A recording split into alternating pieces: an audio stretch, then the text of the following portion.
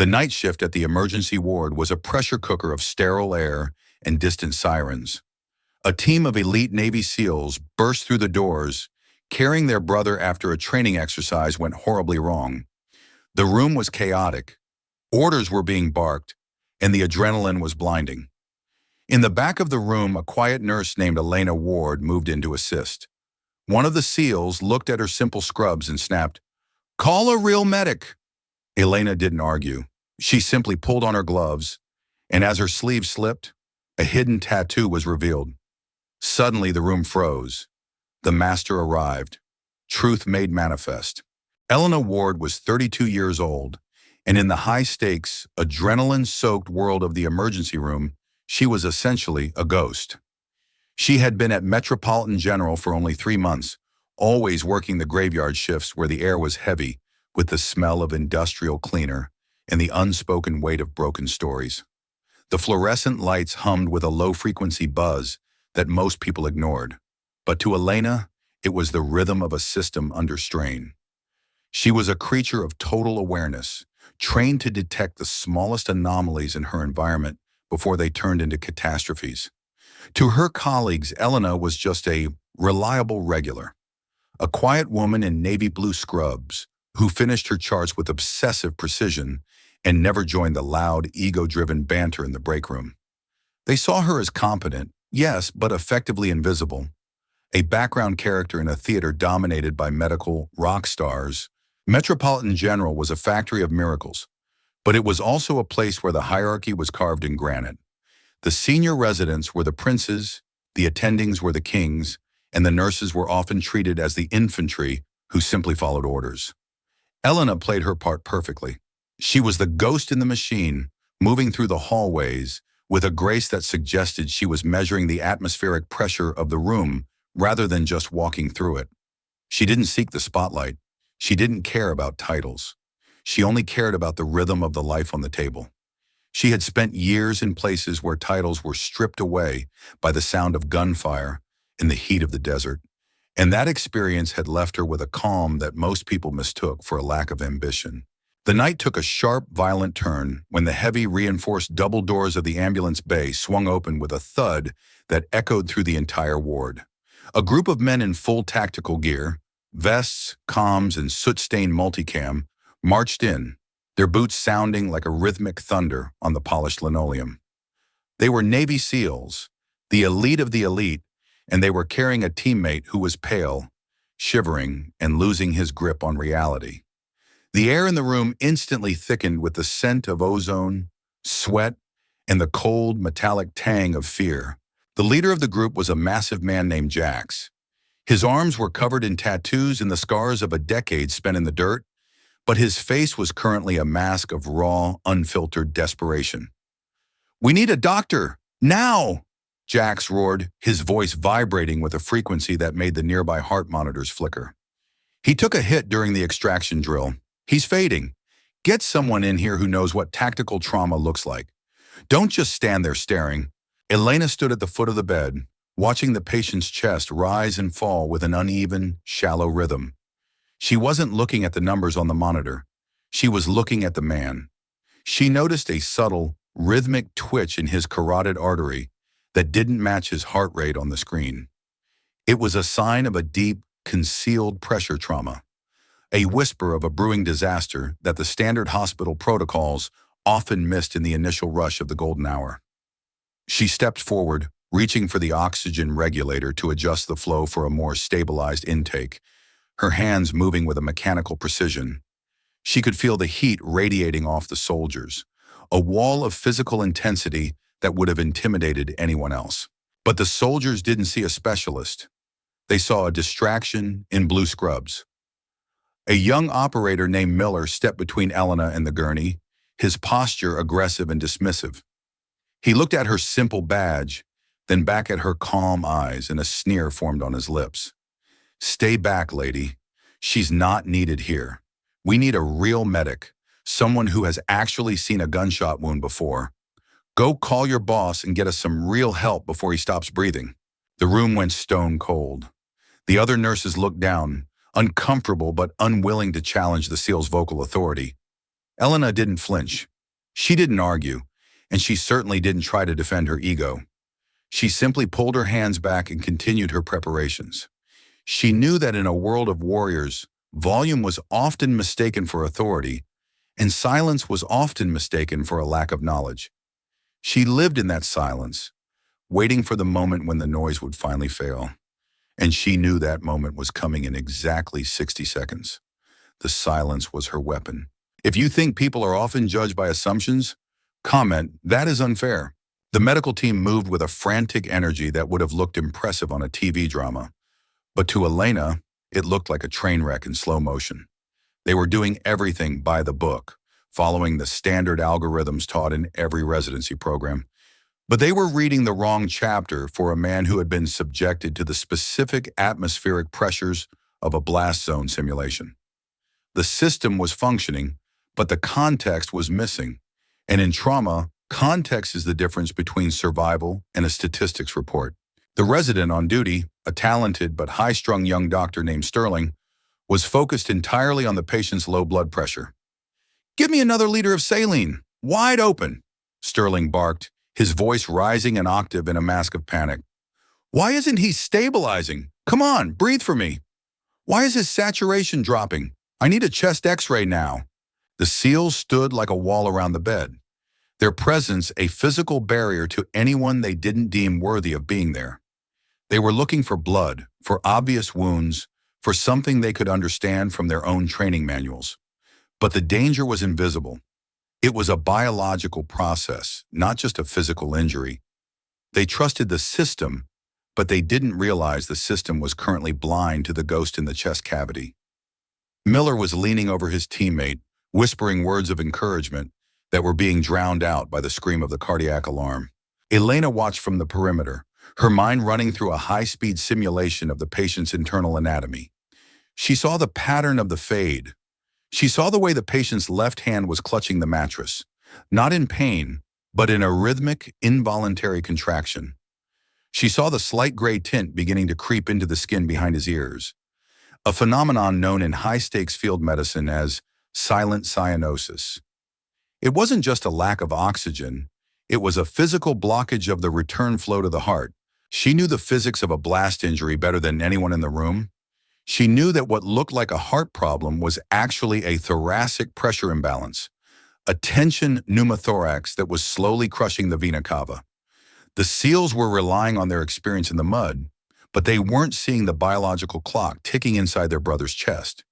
They were fighting the symptoms, not the cause. Miller was whispering into the patient's ear, a desperate litany of brotherhood that did nothing to stop the internal pressure buildup. The atmosphere was becoming toxic with ego and misplaced urgency. Elena stepped forward once more, her voice calm and devoid of emotion, cutting through the resident's frantic chatter like a diamond through glass. "We should check the subcostal angle again. His blood pressure isn't low because he's bleeding out.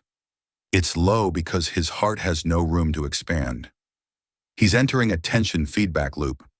If you push more fluids, you'll just accelerate the collapse." Miller didn't even look at her face. He just waved a hand as if he were batting away a fly, his eyes fixed on the heart monitor. "I told you once already, we're waiting for a real medic. Someone from the specialized trauma team who knows what they're doing. Just do your paperwork and stay in your lane, nurse. Don't make this more than it is. We don't have time for a lecture from the night shift." The pressure in the room was rising, not just from the medical urgency, but from the conflict of perspectives. The soldiers were using their confidence as armor, refusing to believe that a civilian nurse could see something they missed. They were ignoring the warnings because listening would mean admitting they didn't have total control over the fate of their brother.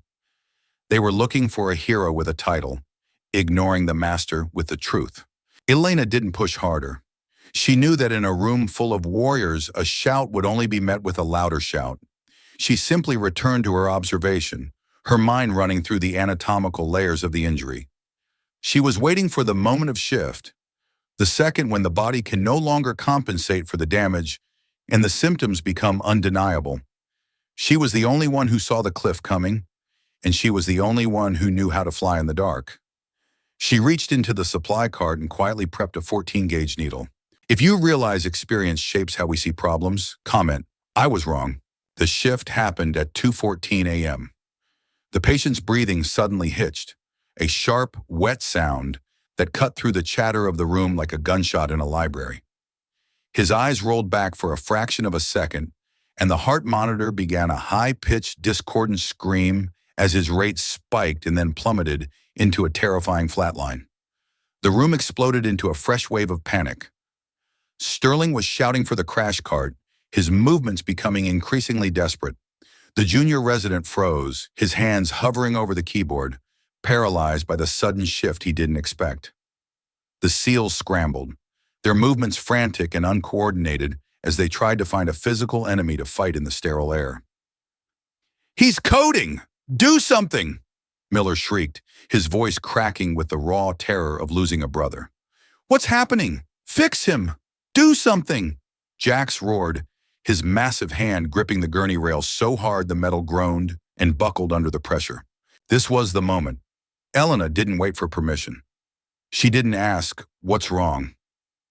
She stepped through the wall of multicam uniforms with a speed and intent that made Miller stumble back in surprise. She moved like a shadow through a forest, silent, efficient, and unstoppable. As she reached for the large-bore needle she had prepped, her movements were so fluid they seemed rehearsed 1,000 times in the dark.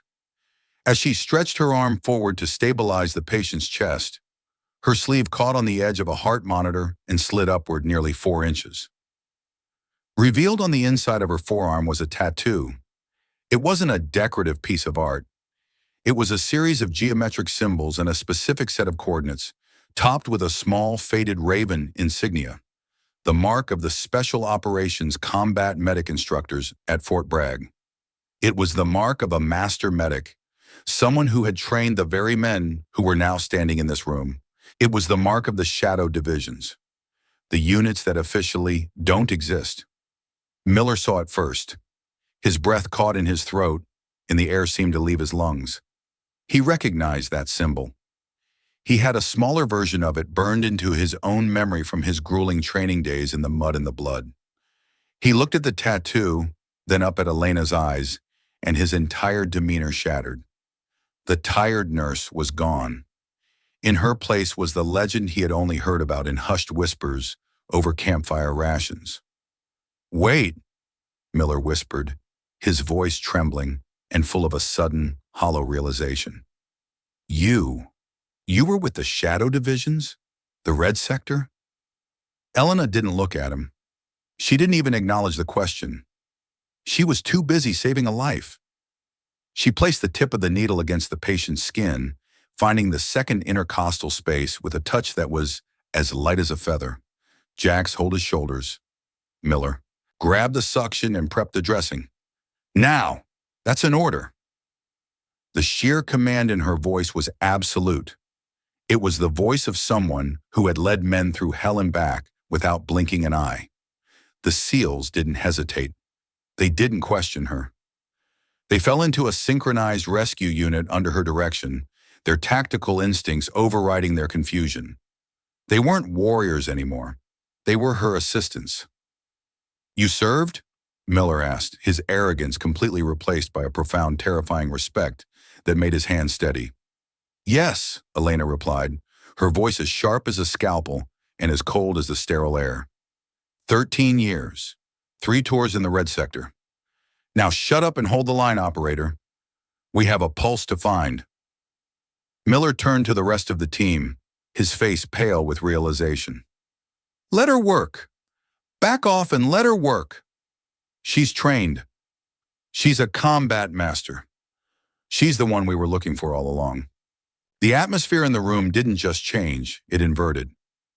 The SEALs, men who had seen the absolute worst the world had to offer, suddenly stood in a protective semicircle around Elena, forming a human wall of multicam. They realized that the unimportant nurse was actually a legend who had saved more lives in a week than they would see in their entire careers.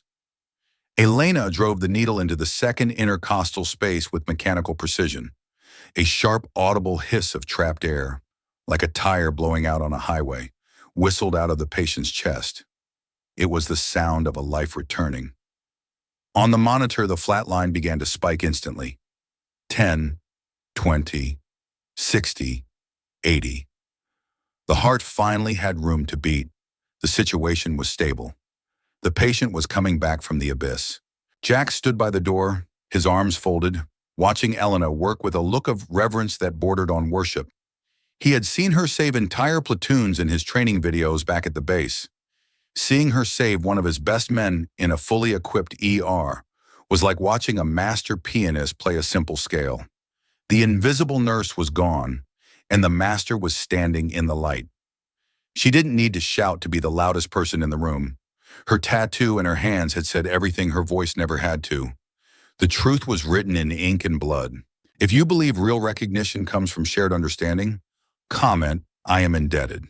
The remainder of the shift passed in a heavy, reflective silence that hung over the trauma bay like a protective shroud.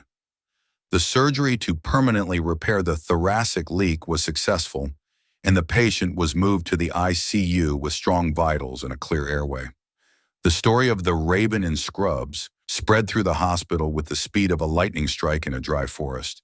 Dr. Sterling, the resident, sat at the nursing station, his head buried in his hands, the weight of his own arrogance pressing down on his shoulders.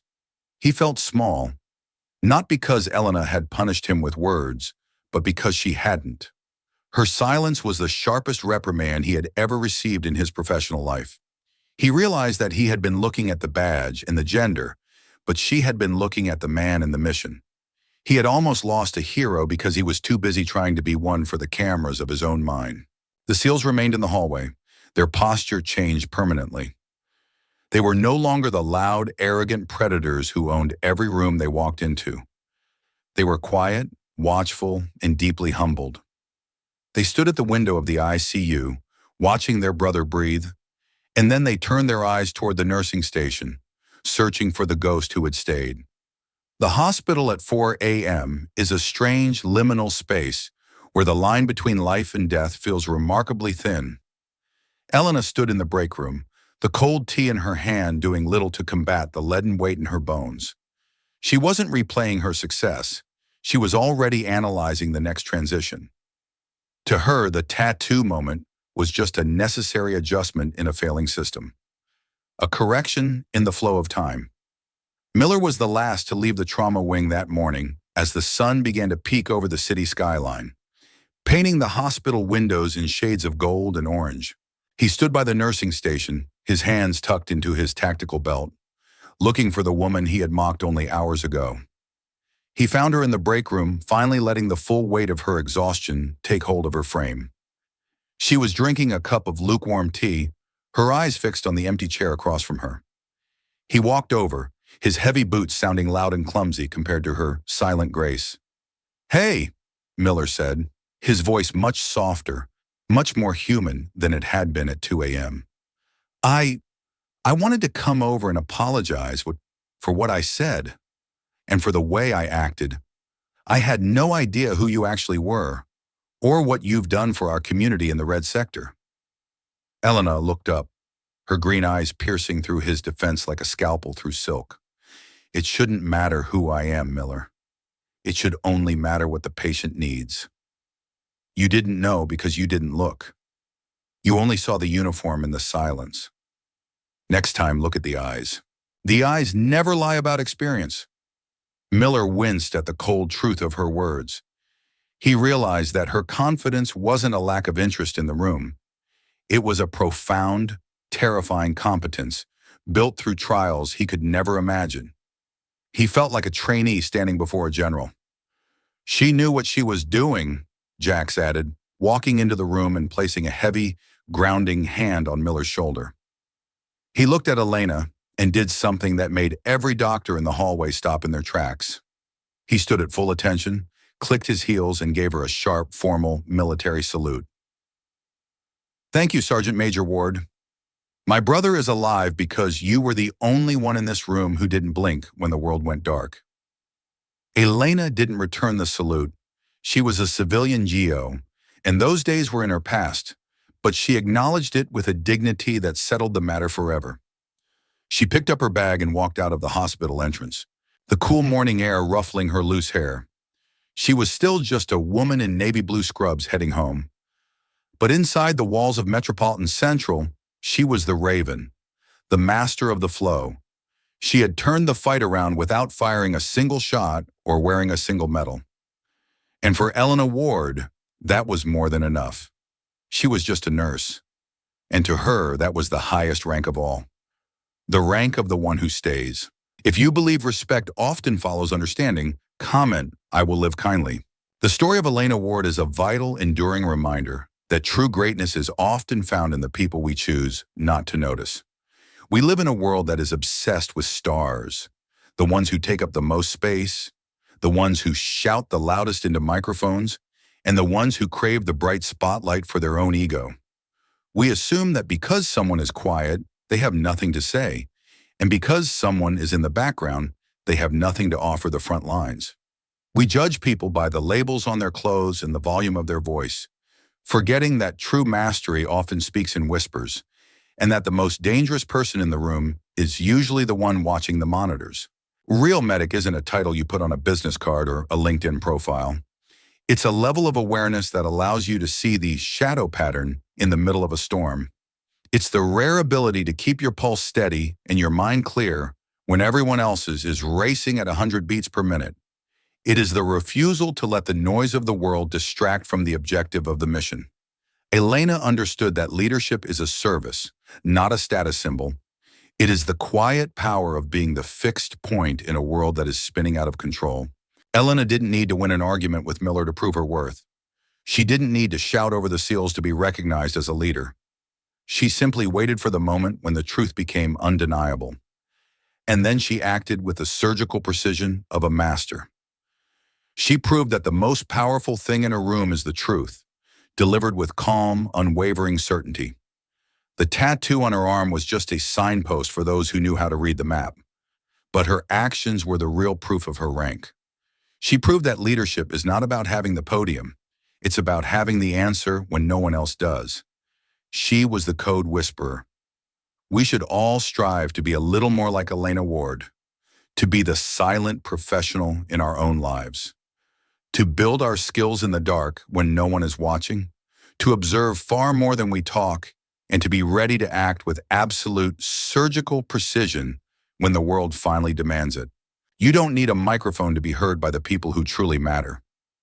You don't need a medal to be a hero. You only need the clarity to see the truth, the skill to act on it without hesitation, and the utmost humility to retreat into the shadows when the final task is completed. The next time you see someone who looks ordinary, someone who is working quietly in the corner while everyone else is seeking attention and validation, don't assume you know their story or their value, because they might just be the master you need to get home alive. They might just be the only reason the whole world keeps spinning while you are asleep in your bed. Real strength is quiet. Real leadership is clear. And real heroes don't care if you ever know their names. They only care that the mission is complete, the brother is safe, and the rhythm of life is maintained. Be the observer. Be the master of the detail. Be the truth. Because in the end, it's not what people say, VBAN, that defines your legacy. It's what the world becomes because you were there, even if you stayed in the shadows until you were called a legend. That is the power of the Raven. And that is the lasting lesson of the girl whose technique was too good to be ignored. If you believe the people who've earned their experience quietly deserve recognition, leave a comment below. And if this story reminds you that true skill doesn't need to be announced, it reveals itself when it matters. Don't forget to subscribe for more.